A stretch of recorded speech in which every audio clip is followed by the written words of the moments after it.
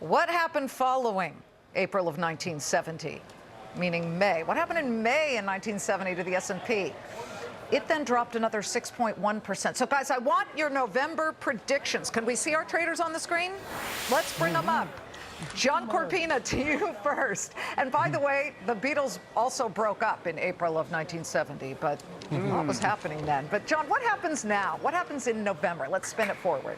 Well, Liz, hence my badge number. It's kind of hard for me to compare what happened in 1970, but going off the historical books, listen, I think this October has been one that we haven't seen for quite some time. Clearly, the volatility that we're seeing day in and day out and intraday is quite unique. The volume spikes that we're seeing and all the different catalysts that we're adding into this big pot of why is our market moving up and down, I think it's getting bigger and bigger. So what happens now? Midterm elections next week. I think once we get an outcome from that, and my particular opinion, doesn't matter. Doesn't matter who takes the lead on this one. The question is, once this is done, what is that blueprint going to look like moving forward? What's the next 2 years going to look like? I think investors will feel confident just knowing who's got the House, who's got the Senate, who's in office. So the first few weeks of November, I think, are going to be slow, and I think we're going to get into this end-of-the-year run, and that mentality there. There has been cash on the sidelines that wants to get in. If you see this market go back and forth, you're scared to put this back in. Definitely some deals that have been put on hold until this market subsides a little bit. So hopefully a little bit of a quiet November will add to an uptick in M&A activity at the end of the year, and that will add to our market to rebound and move higher. Phil, he says, slog through them on the first couple of weeks of November, and then things calm down because we at least have the midterms behind us no matter the outcome. Where do you stand on November?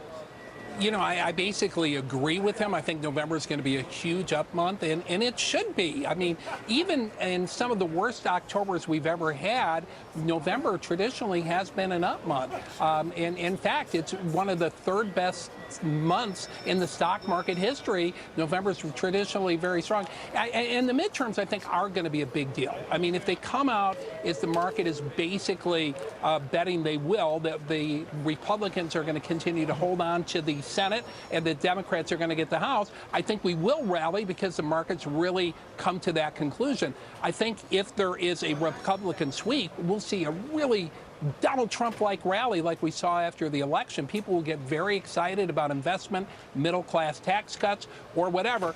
But if, on the other hand, the Democrats pull off an upset and get the House and the Senate, I think it's going to be very doomy going into November. But I don't think that's going to happen. The odds are that we're going to have a fantastic November and a fantastic end of the year when it comes to stocks. October consumer confidence, Larry, is at an 18-year high. We just got that number. And, yeah, it was consumer confidence, a very strong labor market we have here.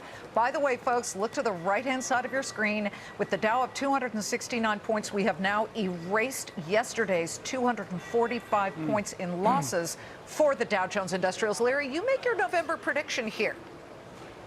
Well, my November prediction is that we're going to rally and rally into the end of the year. I mean, I think this is a long overdue overreaction to changes in the margin. People aren't going to fall for the missing great financial crisis again, the banana in the tailpipe type of thing. But we don't have that right now. Global growth is still at trend, fully recognizing that Europe is lagging and lagging by quite a bit. But China's stimulus should lift things up. Even if our data starts to fall off a little bit, we're still at trend.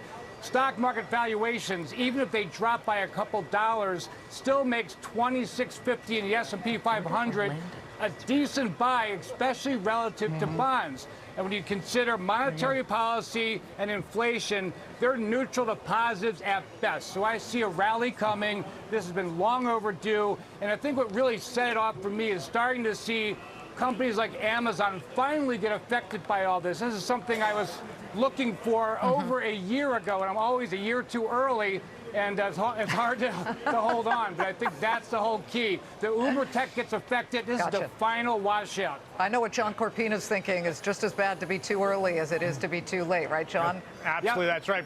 And it's nice to see the three of us are all on the same page here. You got three bulls. That worries me.